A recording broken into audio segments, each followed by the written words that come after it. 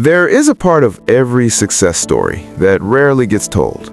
Not because it's boring, but because it's uncomfortable. This is the part where nothing happens. No applause, no comments, no growth. Just time. For years, while the internet celebrates overnight success, one boy was uploading videos into silence. This is not the story of going viral. This is the story of being invisible. This is the story of the years nobody watched. The uploads kept coming, one video after another. Different ideas, different formats, different experiments. But the numbers stayed the same. 10 views, 20 views, sometimes less. No trending page, no algorithm push, no sudden breakthrough. Just a screen refreshing again and again, hoping the numbers would change. They rarely did. Most people imagine failure as something loud, a dramatic moment, a clear ending. But this kind of failure is quiet.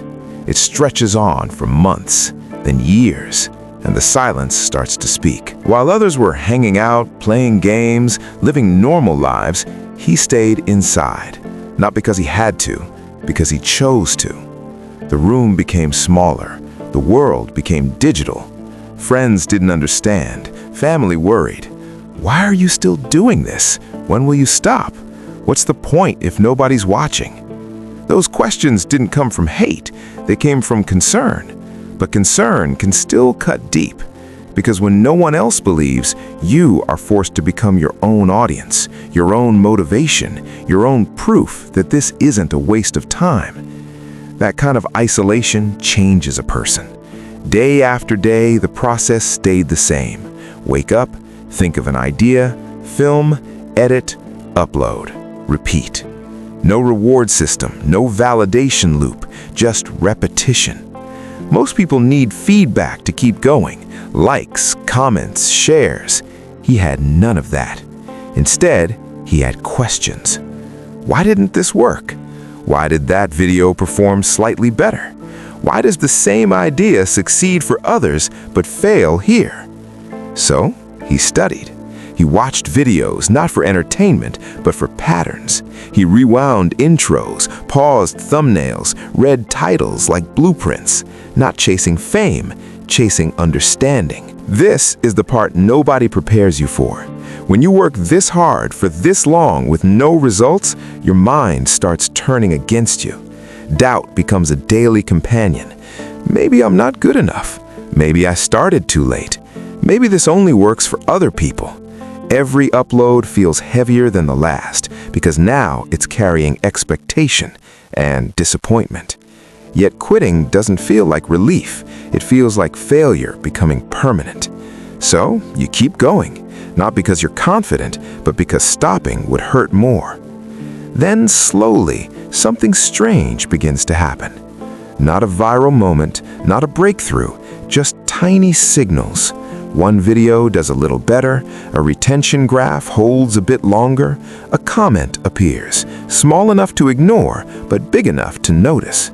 Most people would still quit here because progress this slow feels pointless, but he didn't see these as wins. He saw them as clues, proof that YouTube wasn't random, that there were rules, and rules could be learned. At some point, this stopped being a hobby, not because it paid money, but because it demanded discipline. He wasn't trying to make videos anymore. He was building a system, testing, failing, adjusting again and again. The silence didn't break him. It trained him. It forced patience. It forced focus. It forced obsession.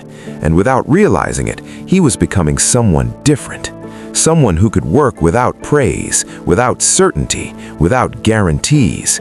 Years later, people would call it luck. They would say he blew up out of nowhere, that success came fast. But luck doesn't look like this. Luck doesn't spend years being ignored. Luck doesn't upload hundreds of times with no audience. Luck doesn't survive doubt this heavy. What was being built here wasn't fame, it was leverage, an understanding most people never earn because they quit before the silence teaches them anything.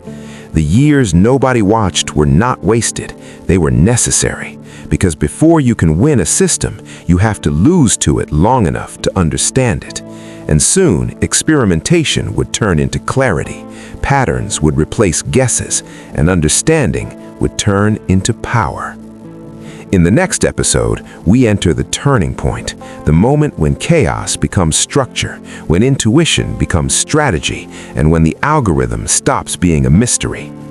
Cracking the algorithm, the moment experimentation turns into understanding, and understanding turns into leverage.